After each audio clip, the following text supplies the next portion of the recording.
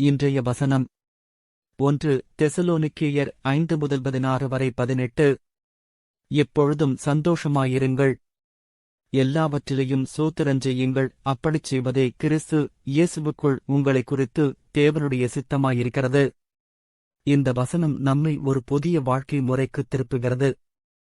வாழ்க்கையின் சிரமங்களில் கூட ஆனந்தத்துடன் வாழ்வது, இடைவிடாமல் ஜெபிப்பது மற்றும் தேவனுக்கு நன்றி செலுத்துவது நம்மை பலப்படுத்தும்.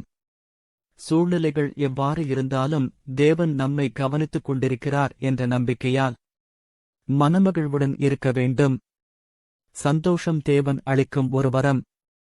வாழ்க்கையில் சவால்களை சந்திக்கும் போது ஜெபம் தேவனோடு பேசும் பாலமாக இருக்கும். சிறிய விஷயங்களுக்காகவும் பெரிய பிரச்சனைகளுக்காகவும் தொடர்ந்து ஜெபிக்க வேண்டும். தேவனுக்கு நன்றி செலுத்துவது நம்மை சோகத்திலிருந்து ஆசீர்வாதத்திற்கு வழிநடத்தும். இன்றைய வசனம் உங்கள் மனதிற்கு உற்சாகத்தையும் வாழ்க்கைக்கு மாற்றத்தையும் தரும் வார்த்தையாக இருக்கட்டும். கர்த்தர் உங்களை ஆசீர்வதிப்பாராக. ஆமென்.